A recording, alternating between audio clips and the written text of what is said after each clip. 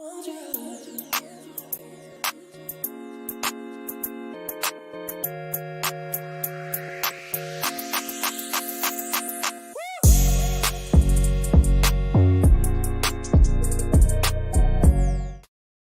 morning, people. Welcome to United View and welcome to the Morning View.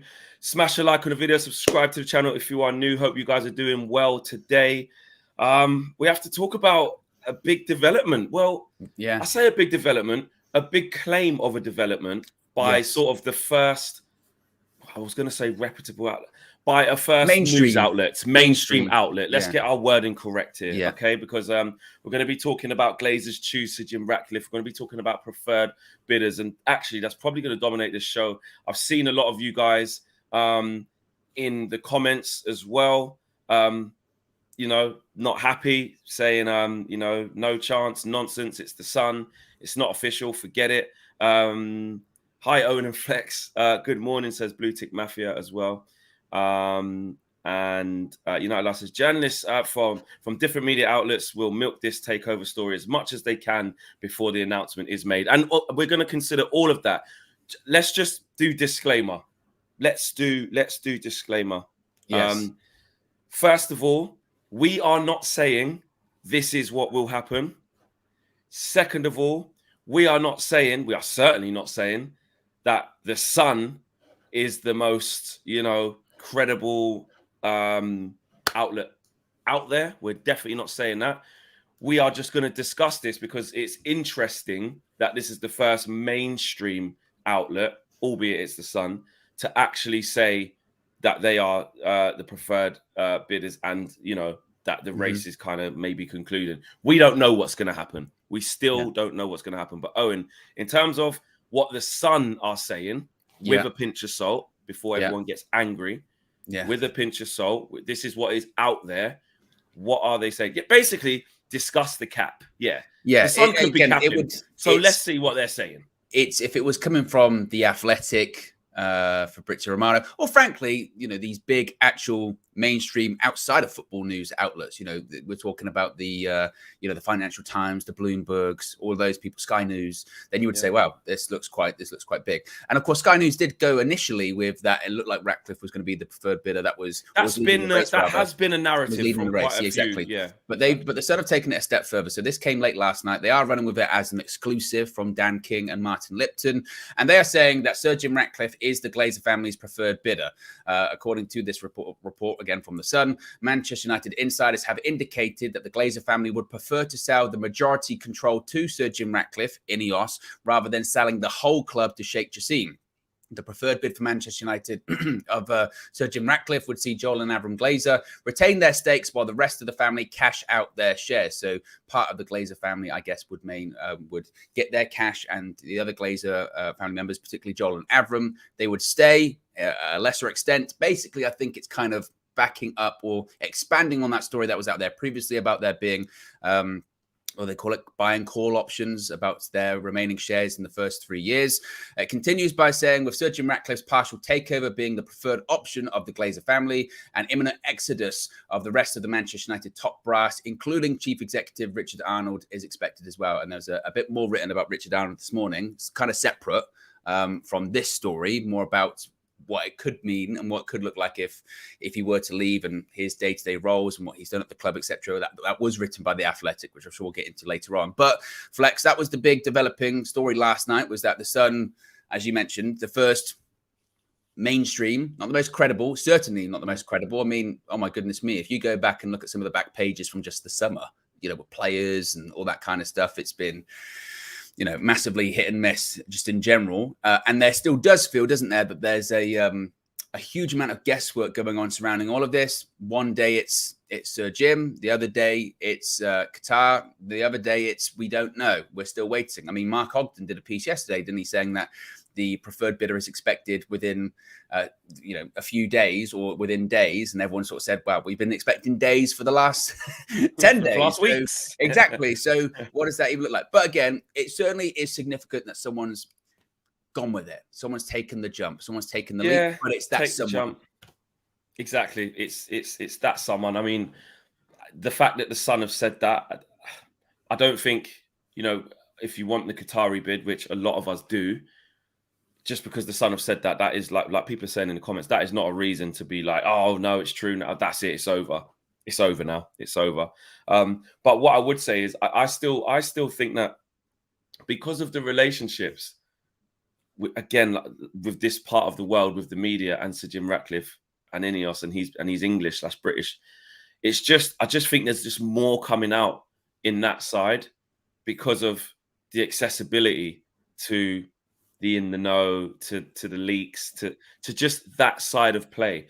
And also, though, I would be lying though, because if you was to say which day do you think it's going to go, I am still, worried that it is going that way at this precise moment. I do, because one reason is that the media are not as close to the Far East, etc., but a lot of, like you said, big reputable outlets haven't gone as strong as what the Sun have just said today. So take that with a pinch of salt. I don't think the race is over, and they've chosen that as a definite.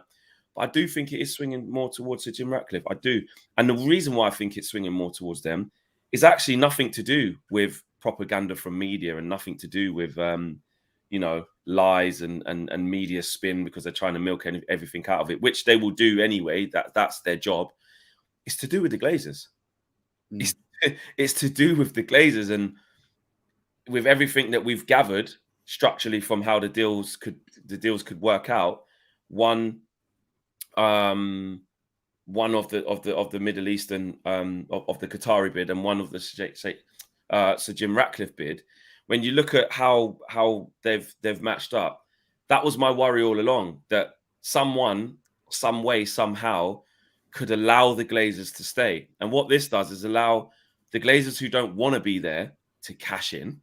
It allows them to cash in.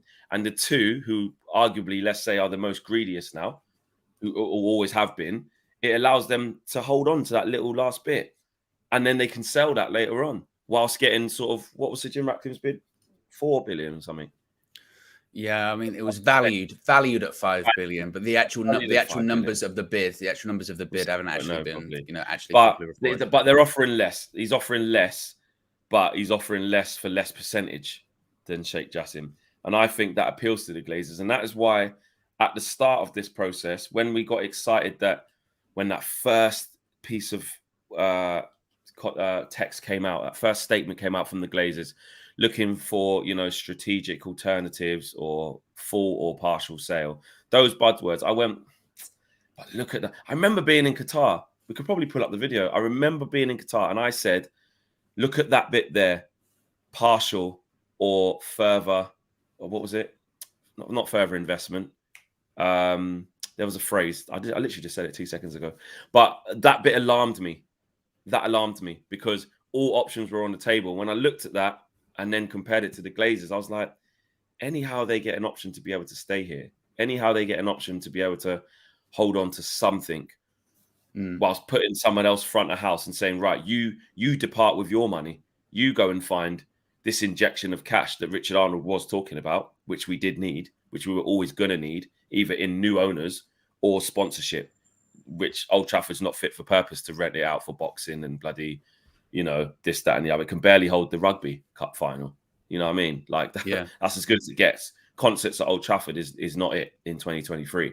So we were never gonna, secure, like what Spurs have done. Strategic options. There you go, Mike Crammon. Thank you for that. Strategic alternatives. Exploration of strategic alternatives. Yes, exactly. So Man United, with the state that it's in, can't do what Spurs can do, which is disgusting, but we can't. We don't have the facilities, we don't have the resources. And what's his face was right. Richard Arnold was right. It needs an injection of cash. How did Daniel Levy do that? You have to go and secure sponsorship or an influx of cash from somewhere else, or investment from somewhere else.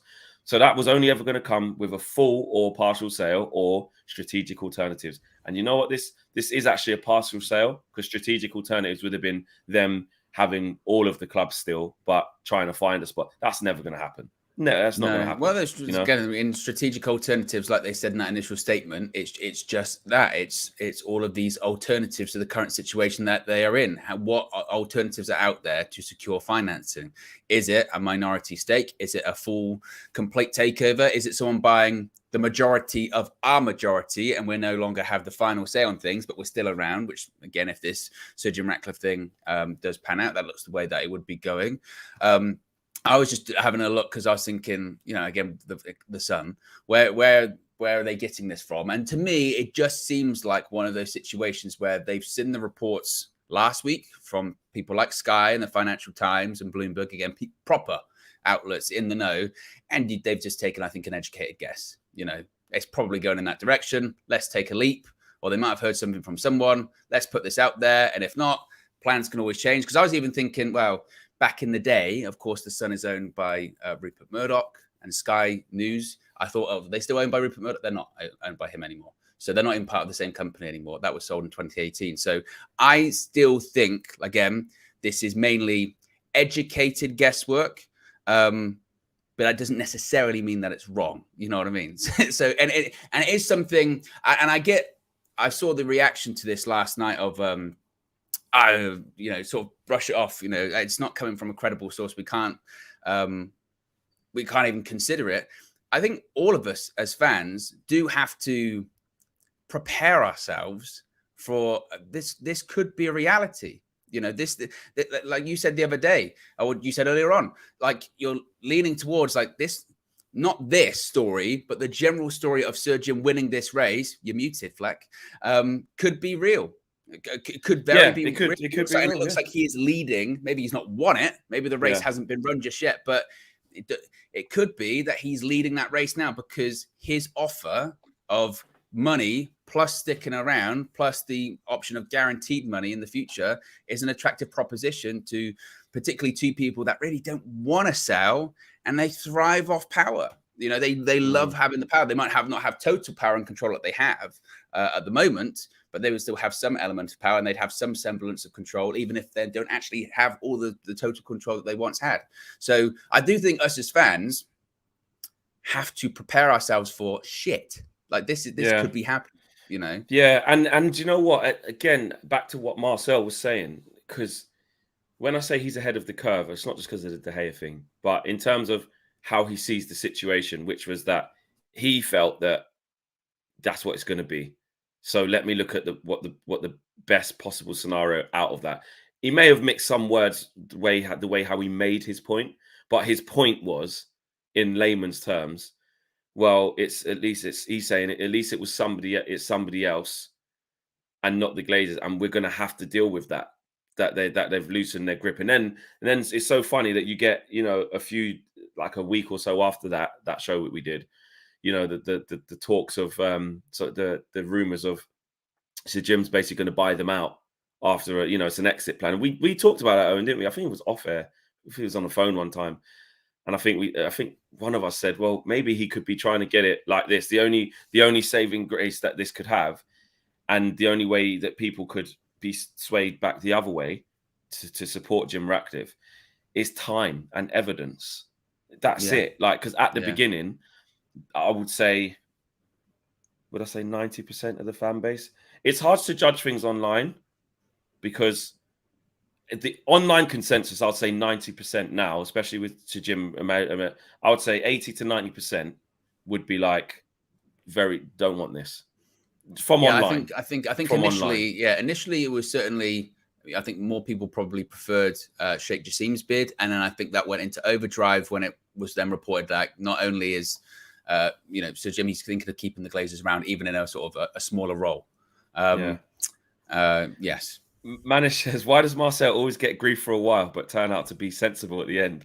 Do you know what it is with Marcel? It's all in the delivery, isn't it? It's all in the delivery. It's all in delivery. And sometimes he can have you and you're with him, and then he'll just drop that one thing that loses you.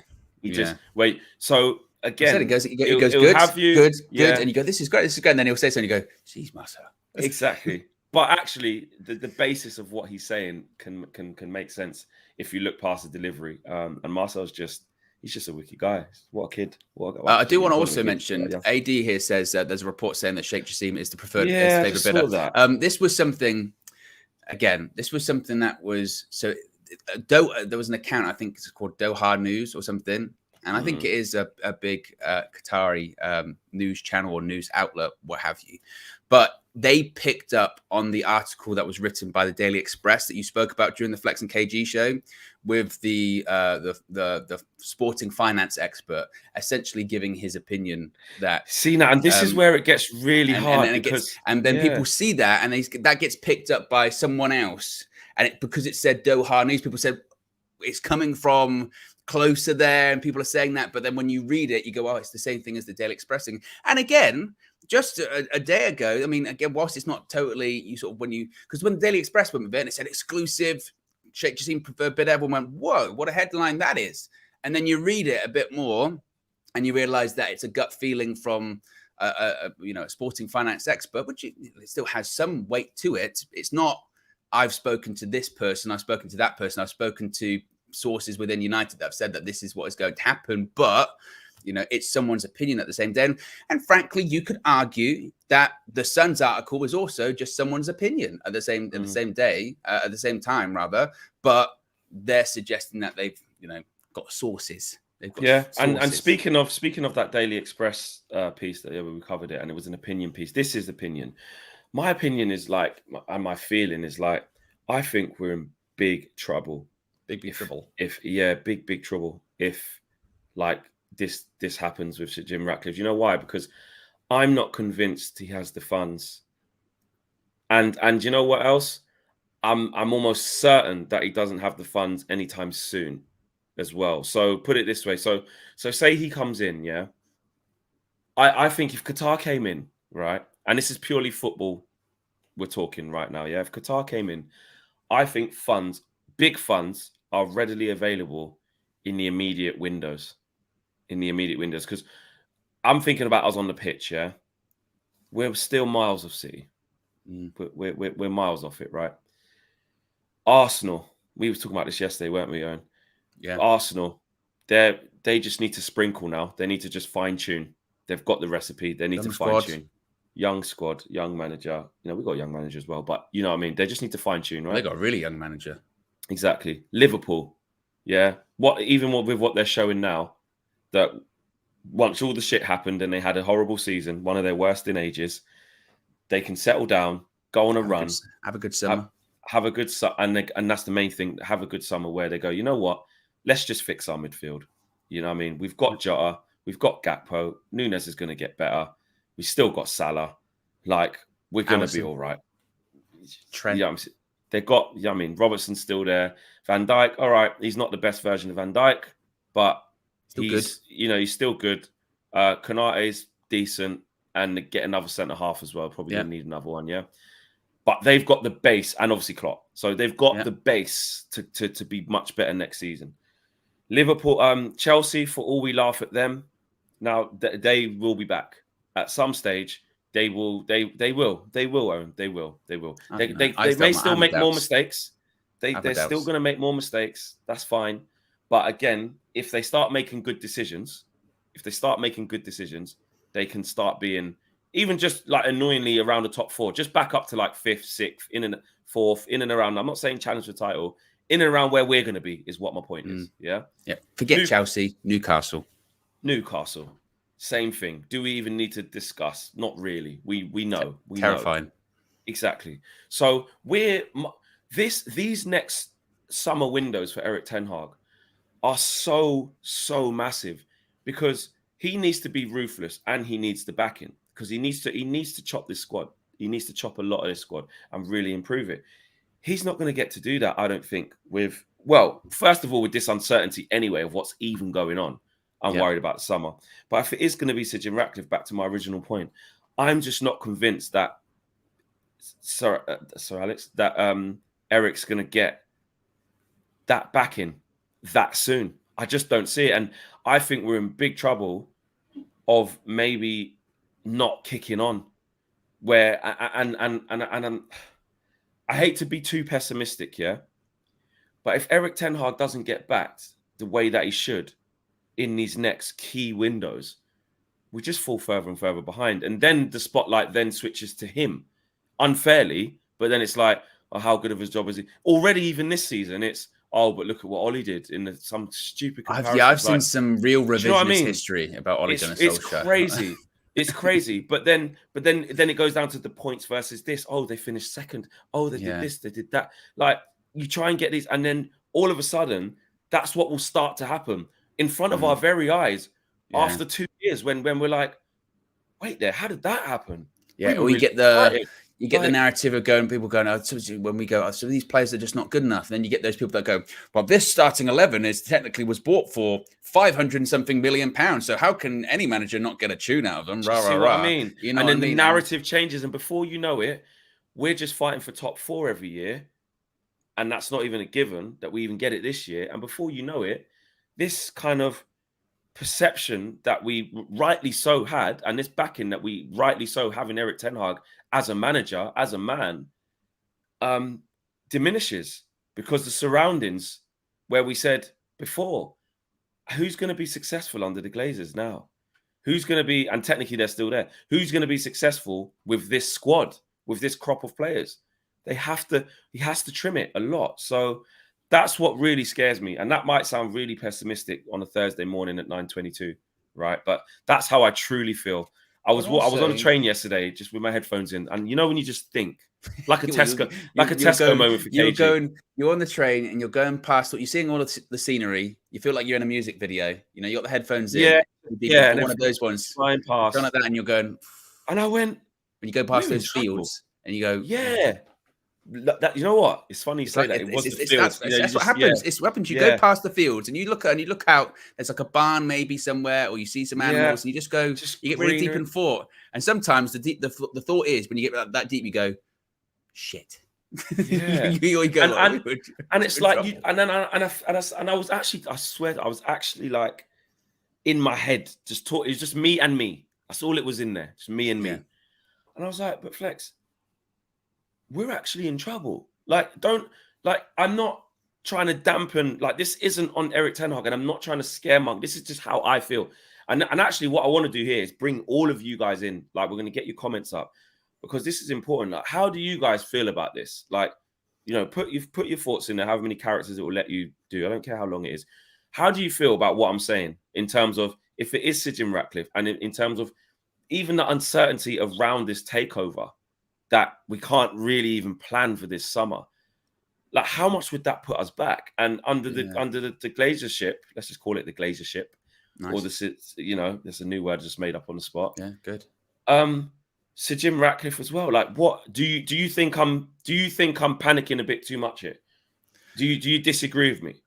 Owen, as you state yours, I'm going to go through some comments. Yeah, I think you're right. I think there's two things. One, for INEOS's ability to run a football club, there's also a point of reference in that there's Nice. There is Nice there. That's like the pilot. That's the guinea pig in this. And the guinea pig isn't looking that healthy. You know, they're, I think, mid-table in Liga. Fans have gone really back and forth and not been particularly happy with them. He's brought in people like Sir Dave Brailsford, who've got nothing to do with football, from a cycling and business background. And people are like, why you bring this guy into a football club? And that's one thing, no disrespect, Nice fans, if you're watching, but that's one thing to do it at Nice. Imagine doing that at Manchester United. You're taking the piss. That's ridiculous. That's one thing. So you've already proven that actually running a football club, is that really your forte? Two, you asked about, I'm not sure if he's got the money, etc. Part of the thing reportedly that Sheikh Jassim and his 9-2 Foundation have been saying when it comes to their bit of, we're willing to give you this amount of money, but at the same time, we're not willing to give you over the odds amount of money because there's still a lot of money that has to go into the project once we've paid you off. We have to do a new stadium, billion. We have to do a new training ground, billion. We have to invest in the infrastructure, billion.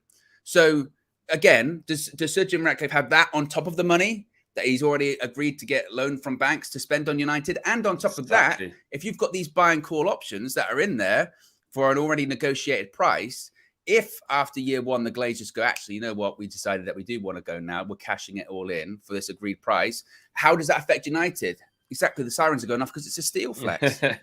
And also, as well, on that, if hear me out on this, let me know what you guys think of this as well. If Sir Jim Ratcliffe takes over and his plan is to get the Glazers out within 3 years, well then surely all of his resources are going to be soaked up in that because he has to You have to put buy that money them out. aside, don't you? You have to He put has that to, money aside, and not knowing even at just any put it point aside. they You can have to just generate it. You have to get Yeah. it. So what does he do? Does he then go, "Oh, right, as a majority owner of Manchester United, because I can't really do it myself, I'm going to get more loans. I'm going to get loans to buy the Glazers out," which he did, which I think some of the reports said that it won't be on Man United's head, it'll be on INEOS's. But I kind of see it as one and the same because It affects the bottom line, doesn't it? It's got to. Exactly, because when he wants to take his dividends out or pay for what he's paying, which is his right to as a businessman, I'm not against that. He's going to have to take it out to pay off loans that he's used to buy out the Glazers, or get to 2-3 years and start kind of doing what the Glazers have done, where he's going to put a statement out and say, "I'm looking for alternatives for an investment of cash where people can join on with me and help me buy out the Glazers, and then jointly we can own Manchester United." So like another, say the equivalent of like Elliott Hedge Fund, but like a British one of that, or it could even be an American. So could Sir Jim Ratcliffe then go, "Well, you know what? I need to buy the Glazers out. I don't really have that kind of P by myself. So actually, let me try and join on with someone to buy them out." Meanwhile, what do the transfers look like? Forget the stadium and the, like you said, the infrastructure and all that, like you said, $1 billion each for each one of them things. Plus, he has to continually and heavily invest in this squad. We just got to January, deep it. We just got to January and we were potless. We had to get Wout Weghorst for £4 million until the end of the season. We had to get Sabitzer, which for a short term actually isn't that bad. He's a decent short term, but long term, we can already see pretty much it ain't really it. We need top class players. But big up Sabitzer he's done a decent job, but you can see some of his limitations. But back to forget who the players are, just how indicative of the situation that we're in, that Man United Football Club in January couldn't get no one, really. No. Ten Hag couldn't do anything. So what's it going to be like in the summer or the next January and the next summer? If Sir Jim Ratcliffe's situation is, right, I've just got majority, 51%, let's say, I've only just got the majority, and within the next 2 to 3 years, I need to buy these guys out, versus the guys who are saying, F all that, we'll clear everything. That's what I mean. Absolutely everything, and INEOS we're ready to start investing. INEOS haven't matched the promise that was put out there, or matched the claim put out there by the 9-2 Foundation, which was that they were going to wipe the debt from the club. They haven't been willing to match that. Now, obviously, the money that is being borrowed from the banks, like you said, isn't going to be against Manchester United. It's going to be against INEOS, and that's their thing of saying, well, we're not adding to the debt or anything like that, but they're not wiping it as well. Now, again, unless they lay out a sort of a newer, updated manifesto, if they were to win this race, to say, yeah, we're not wiping it out straight away, but we're going to, over time, chip away at it and do this, that, and the like other. your mortgage, and we're going to overpay on it because the Glazers don't even try and pay it off. Because we've got so much to put in. Because, like you said, like the only thing that I think, well, I say curry favor, but as long as the Glazers are still part of it, even if there's a roadmap to getting them out of the club, that's still going to be hostility. From day one, there's going to be hostility. And from day one, people are going to look at that first press release he put out there. Again, I'm going to say it till I'm blue in the face, put the Manchester back in Manchester United, fan-centric approach to leadership, roots in the Northwest, because that feels very polar opposite to what we're seeing, these bids put in at the moment from him, certainly. He would have to, and INEOS would have to, literally put all of their cards on the table and say, yes, these options are in place for the Glazers to be bought at this time. Here's what we're committing to when it comes to the stadium. We're going to be guaranteed doing it. I can't put a date on when it's going to be done, but it's going to be done, and training ground, all this kind of stuff. But we've heard all of that before. You've got to remember, this is a fan base that has been lied to time and time and time and time again. So sorry if we're a little bit skeptical here, Jim, with some of the stuff you're saying. And sorry that when your bid came in, or the news came out that you were going to be keeping the Glazers around, and then people panicked and went, oh, well, there's a roadmap, buy and sell things. They're going to be put in there as well. This is a group of fans that have been messed around, lied to, and had to just watch as their club, the thing they what, and we're going to have to again. Be dry. Their eyes have been open like that, and they've been literally just watching it bled dry for nearly 2 decades. So sorry if you're a little bit skeptical when you come in and say, oh, no, well, at least we're not the Glazers. We shouldn't have to settle anymore. Because that's what it kind of feels like a little bit, doesn't it? Settling. Well, at least it's not the Glazers anymore. And you go, well, exactly. but, you know, it's already started off on a lie. Yeah, exactly. Let's go to the comments section in all its entirety. People putting in regular chats, super chats, etc., members chats. Let's get into this, Owen. Zoe says we will be 4 to 6. We'll be 4 to 6 for a few years. Then 4th to 6th for a few years. Then drop down further because other teams with better structures will pass us. Compost says the debt already there is crippling us. What else have we got here? Jonathan says, why would the Glazers want to wait on their money from Jim, where Qatar is just a bank transfer to them in the short term? Doesn't that make business sense?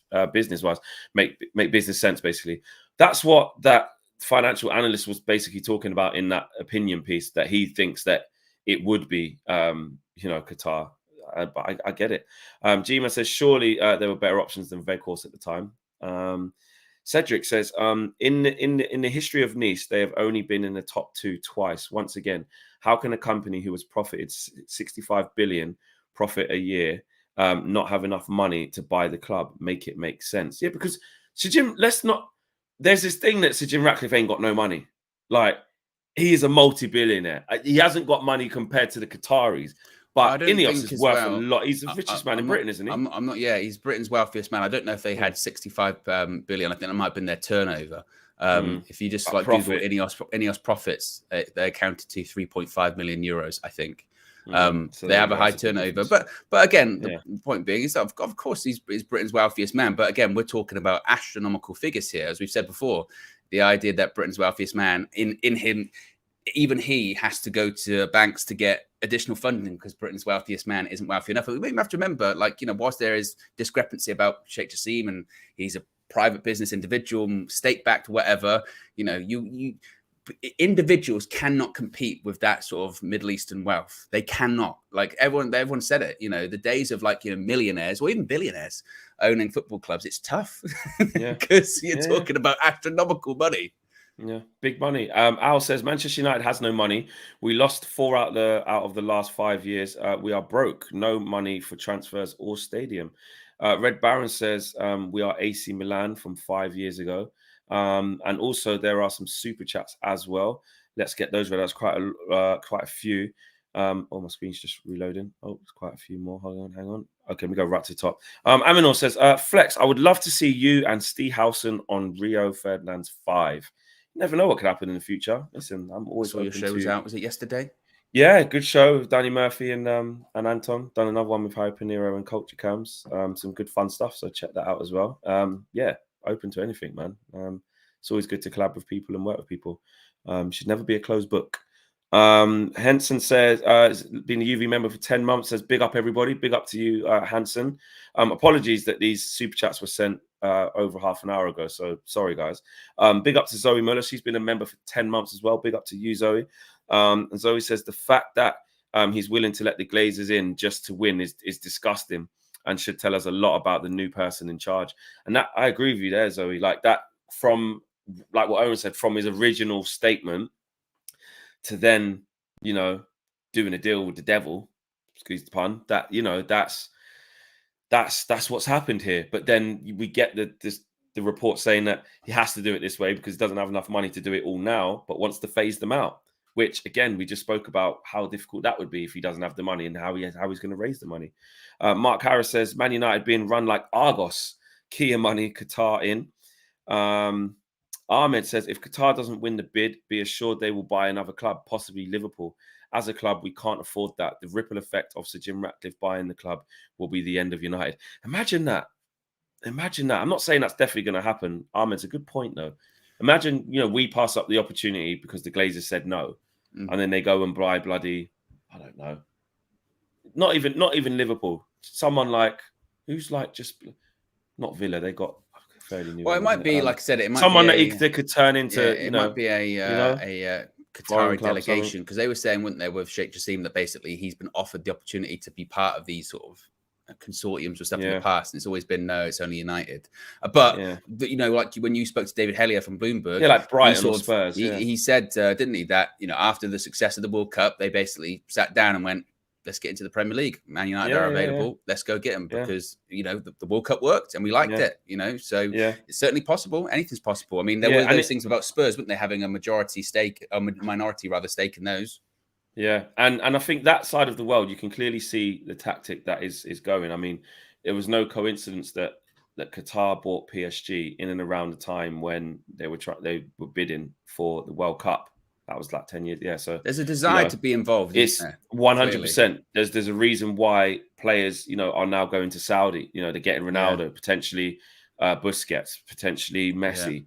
You know, because they want to attract the Western eyes, to put more eyes over to what they're doing, and then you know, and then obviously buy football clubs as well. You know, there is a real strategic way of doing things. Saudi Arabia, I think, could go in for one of the World Cups coming up as well, along with Argentina. I think they're going for both, aren't they? I think they're going for the Women's World Cup and the Men's World Cup. So and with the World Cup in Qatar, we've all seen it can work. Any hater, any person who was like, it can't be there, it can't be this, you can talk about the political things and all of those things. I don't get involved in that. But in terms of it being there, do you know what? I spoke to a journalist, right?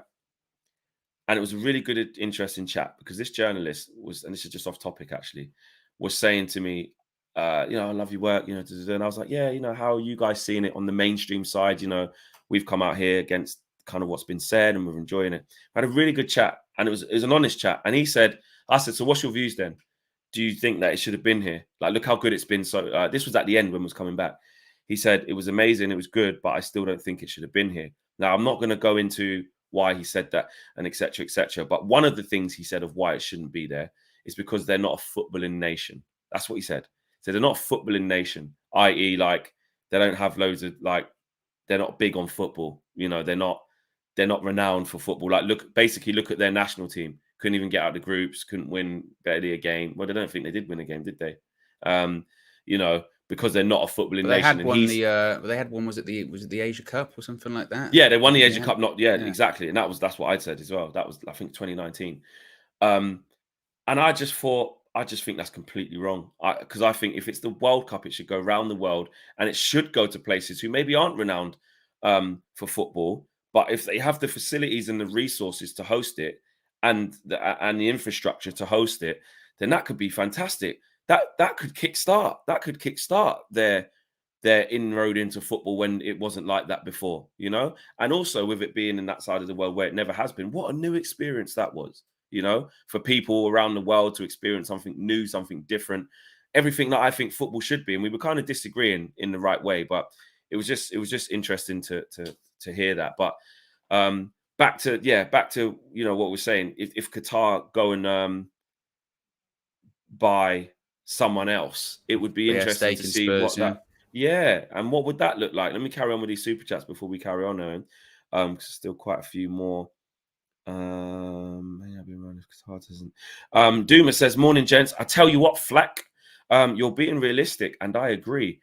We need competitive and aggressive investment. Just quickly on that, I tell you what, Fleck, just let you into a funny thing. Last night I was watching the Inter Milan game, right? And AC Milan, and it was high and it was brilliant. It was what a game. Really good game. High energy, shots, tackles, intensity. You know, exactly. Not the best players on display, like world class in every position, but that just shows you if you play with a bit of intensity and run around, I mean, you can have a good game. And obviously Darmian was playing obviously for Inter Milan, so I thought, let me just message Ricky. Let me just. I went to him. I tell you what, Ricky. I said that Darmian ain't bad, is he? And he said, and then he went. I tell you, it was so funny. I tell you what, because it's not that private. It's something that he would say out loud. He said, love him to get to this final. Another one people laughed at me for saying we should have kept. I wonder when we'll next play in the Champions League semi-final. And he said, Matic and Smalling in the Europa semis too. We'd love to be there. Not to mention Lukaku And it went on, and it was so funny. And then he said, this is what I've been saying for years. The personnel keeps changing, but we're still going to be 4-4-5. And back then we had Young, Smalling, Blin, Darmian, James. This is his list. Herrera, Mkhitaryan, Mata, Lukaku, Welbeck, Evans. And most of them are playing regularly, would be 4-4-5. Most people wanted rid of all of them, and we got rid of all of them, and we're still 4-4-5. Is Ricky right? When I saw Mkhitaryan score in a Champions League semi-final in 2023, I went... Literally, I was like, oh my goodness. We were just having me and Flex were playing a game the other day of can you name the starting 11 in the Europa League final that we won under Jose? And Flex did it, actually. I was very impressed. Yeah. But although the last two people were the goal scorers that he could... but when you said goal scorers, I went, oh yeah. I mean, Mkhitaryan, Pogba. But Mkhitaryan, I mean, just goes to show, isn't it? You know, you never know. You never know. Yeah. Just because you fail somewhere doesn't mean you fail overall. Well, my response back to that was, Ricky, if your ex leaves you and has a nice life afterwards, it doesn't mean she's the one for you, is what I did say. But listen, he has got a point though, in terms of how much have we really progressed when we got rid of all them crap players that we said were crap and got all these expensive players in, and we're still in the same position. We haven't moved forward.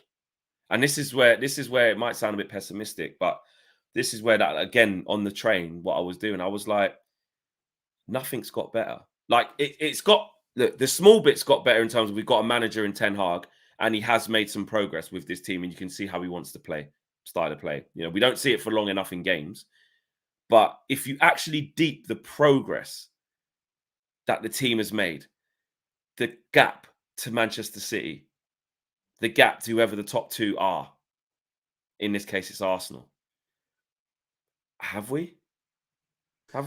Well, that's the thing, isn't it? When people talk about, when people talk about Premier League's most competitive league in the world and all this kind of stuff, and lots of people are sort of saying, well, it's not.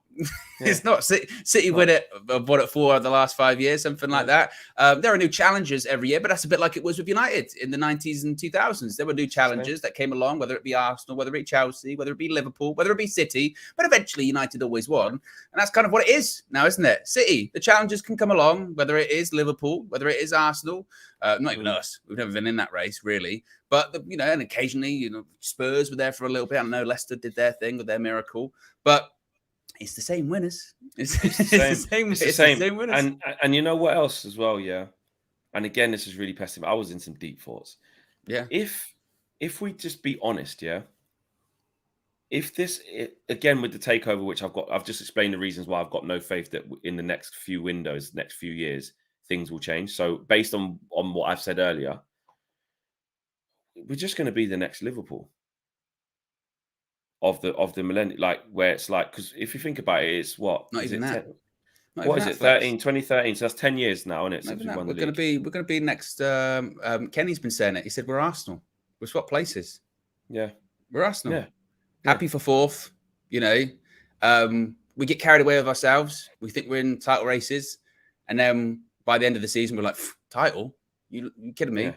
People come and the reality is. And again, I know Love says, don't say that, Flex.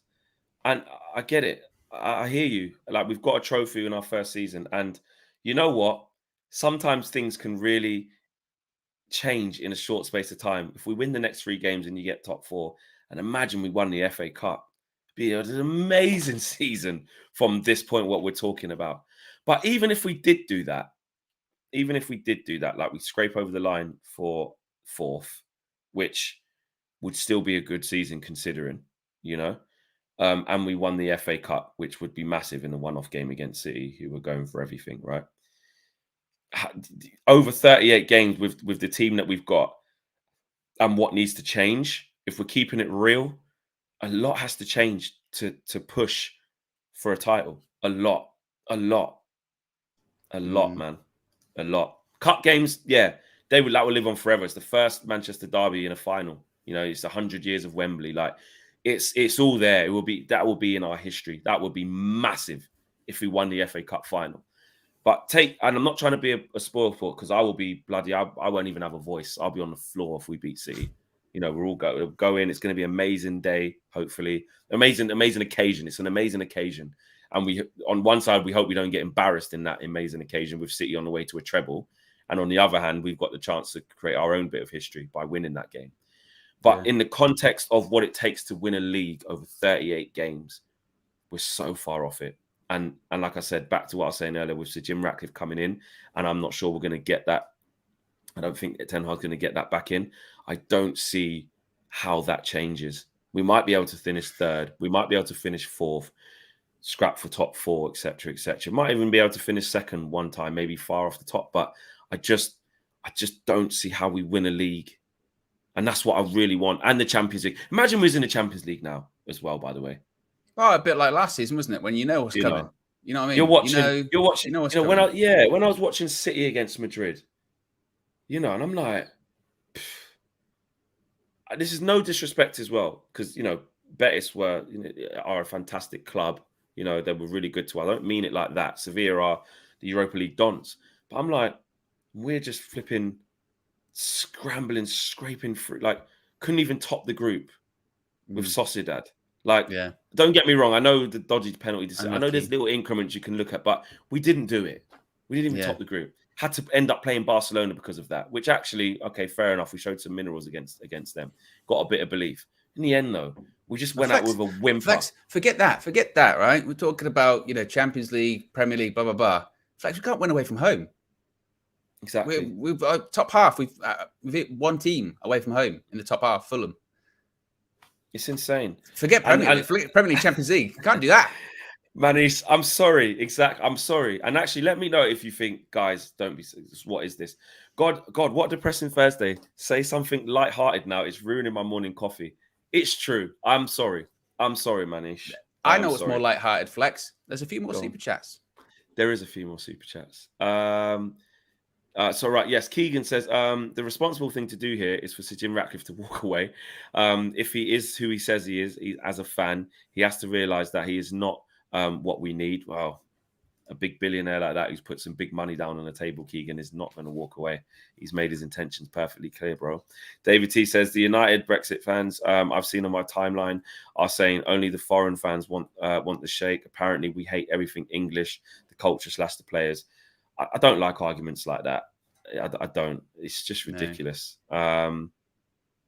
Owen beat Josh on FIFA. Yes, he did. I heard you lot, going at it. So yeah, that's good.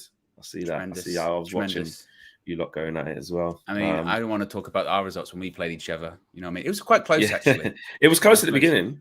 I started just opening up, didn't I? Legitimately, I'm not even exaggerating. When I played Flex on FIFA, I had not picked up a controller in 5 years. 5 years. And there is footage out there that will back this up, Flex. I was scoring screamers. Yeah, screamers. I had to do hashtag screamers out. I had to do because all he was doing is scoring from distance. Driven shot, shoulder button in. I think you play with circle to shoot. Driven shots, bang, top corners, whipping it. It was a joke. It was a joke. Yeah. And then we got it together and we started to get a bit of form. But you started getting into your groove though. I did. Getting into your groove. Rematch. 100% rematch. Mace, thank you for the super chat. Your first super chat. Big up to you. And Mark Harris says, Mark Harris team has massive problems with overhyped, overpaid players.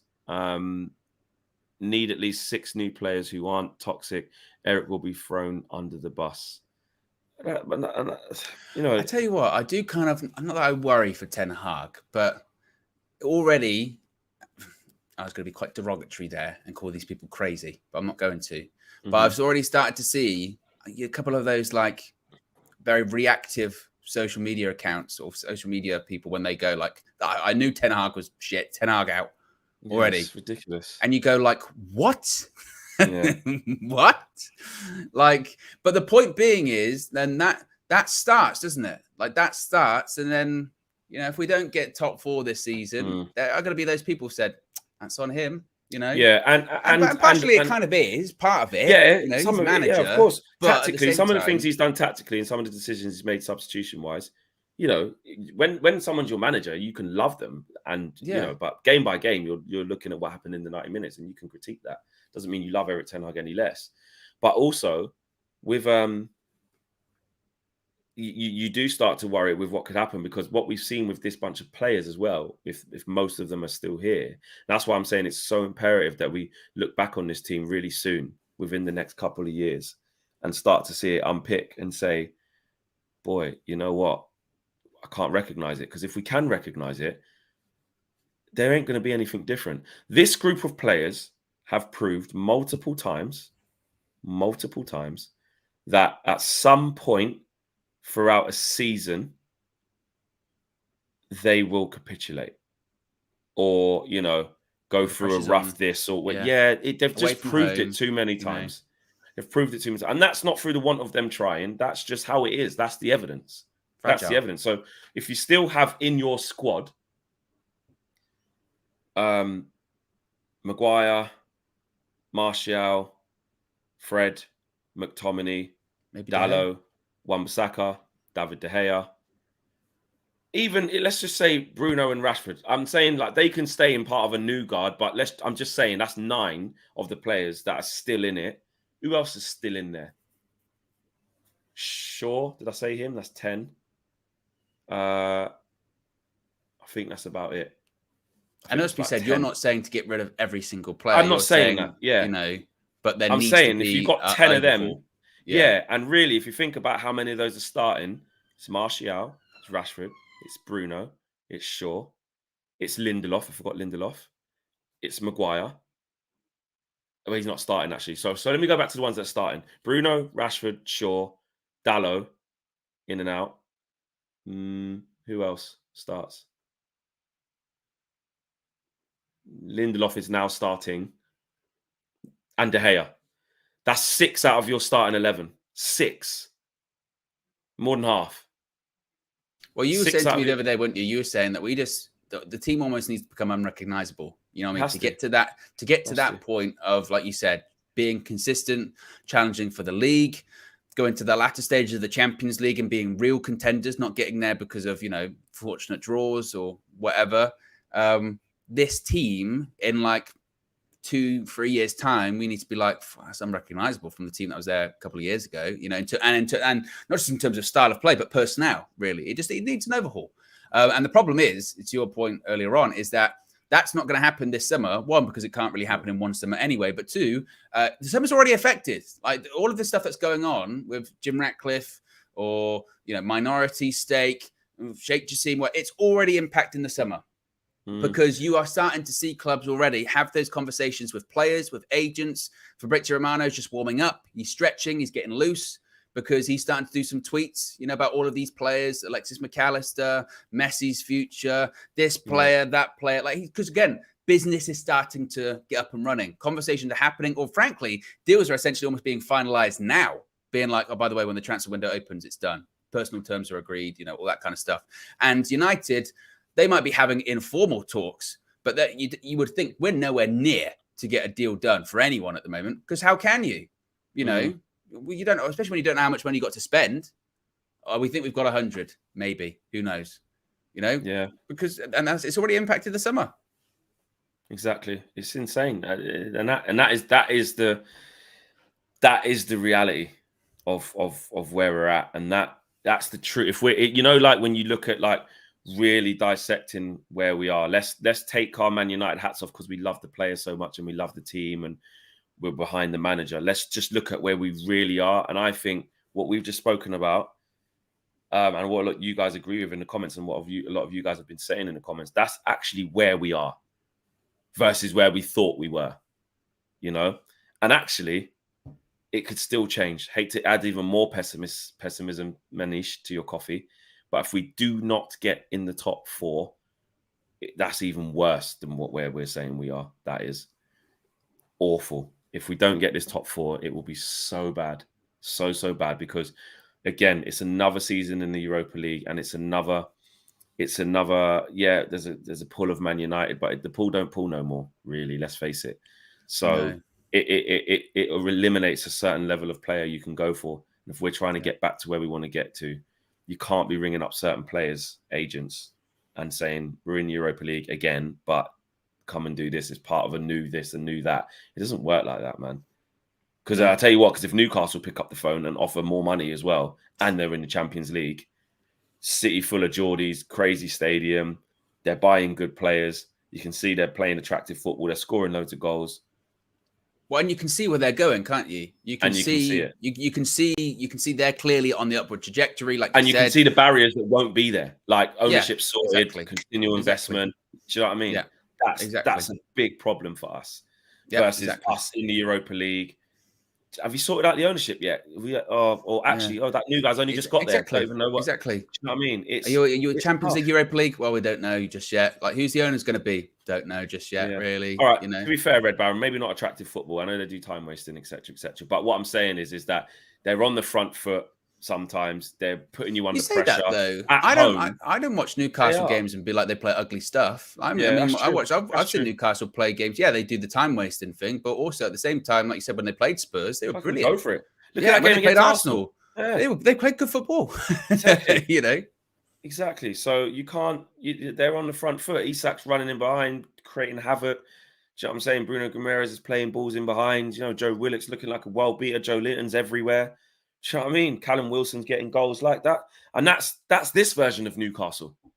They ain't even gone up the levels yet, you know? So, but my point remains in terms of if they're in the Champions League with that prospect and we're in the Europa League with what we're doing, we don't even know who the owners are going to be, who are you going to go to? Even Harry Kane, you never know. It could be a shock. This is an interesting one because, like Mo here says, stop talking like we can't get players. Casemiro came in our worst season, but that's with the expectation we're going to get back in the Champions League the following season. When it's 2 seasons out, people start going, It changes, man. It changes. And Casemiro, listen, I agree with you. I'm not saying we can't get anyone because obviously we will. And Casemiro proves that we can get players. Obviously, it's not Casemiro in his best. You have to overpay. And can we overpay with this shoestring budget that we've got with Sir Jim Ratcliffe coming into the football club potentially? No.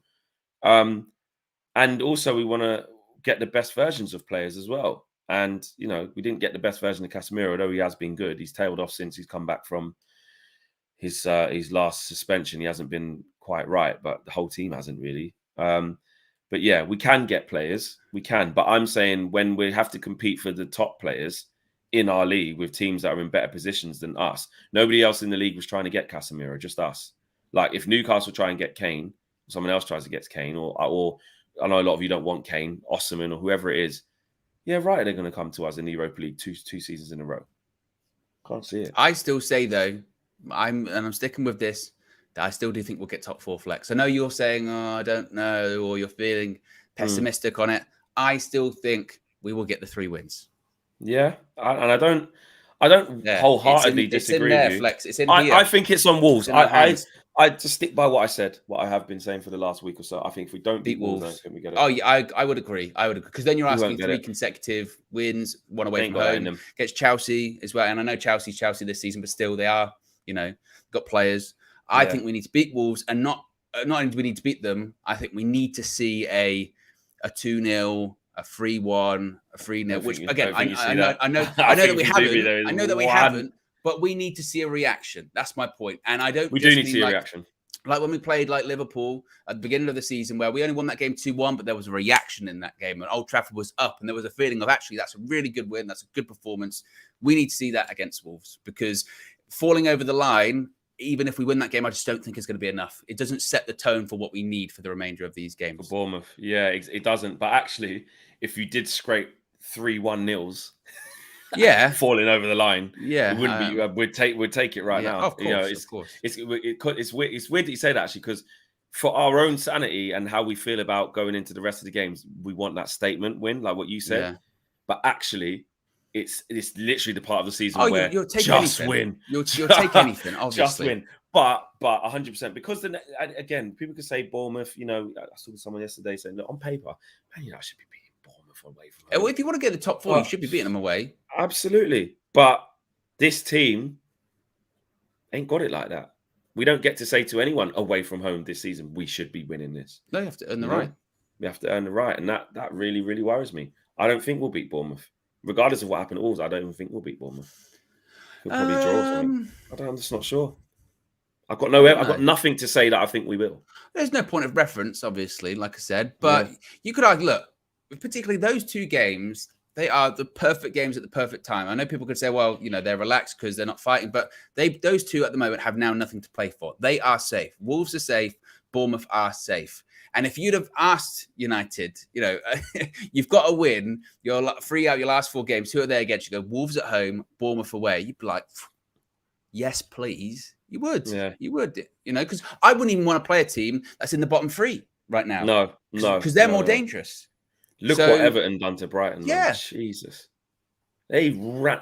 It's so annoying. It was literally the game after that. Because half of me was like, hold that, Brighton. Get back in you know what I mean? Because I was personally talking to their fans who were chucking it like they just won the league. But we deserved that in that moment. But then you see them go and get smashed 5-0 by a team that couldn't buy a win. And you're like, actually, that's disgusting on our point. That's disgusting. Well, and you get De Zerbi coming out going after he beat us, going, there is a footballing God. Yeah, and all that. Well, there's your God. You just got smashed 5-0, mate. You what just does got that say shat about on. what you're doing, mate? Yeah. He's quite annoyed with you, clearly. Yeah. But do you know what I mean, though? You can't really laugh at Brighton because, you know, we couldn't beat them. And then you get relegation fighting, battling Everton, go there and slap 5 past them. I know, look, football's football. You know, it's different games, different players. You know, things change. But for that to happen, you know. But what's going to be really important against Wolves is to make sure that we take our chances, because right now we're just not scoring enough goals. Yeah, take chances, score goals. And to be honest, that is out of hope because there is no evidence to suggest that we're scoring free-flowing football at the moment. But no, take your chances, be clinical, and believe, Flex, believe. We do have to believe, and I have said this to myself. I have take said it from this KG. to myself. Believe, although you've rubbed off on KG. I've seen him. Even he's not believing me. Even he's been a pissed. sad sack as well. Oh, yeah. But I will on the way up in the road trip. I probably still will be a bit. I don't know. I don't know how I'm going to feel. Believe. But when I get in there and when it's time, I have to put all this aside. I have to. We have to as fans. We have to, and just get behind him. Of course, we're always behind him. We always want him to win. But in this time when there's time to talk and things to mull over, it's more doom and gloom. But when you're there and you go, come on, boy, we have to come on. I will do that because that's what it does. It takes you. It does. It absolutely takes you. Just before we end the stream, Duma says, how many new players do you think Eric Ten Hag will take into pre-season? Into pre-season as well. Will it be more? Will more new players go on tour than last season? How many did he take to pre-season? Was it just last year? Last year. Will there be less or more? I'm gonna. Honestly, you know what I'm saying?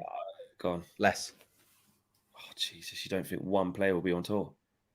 Oh my God.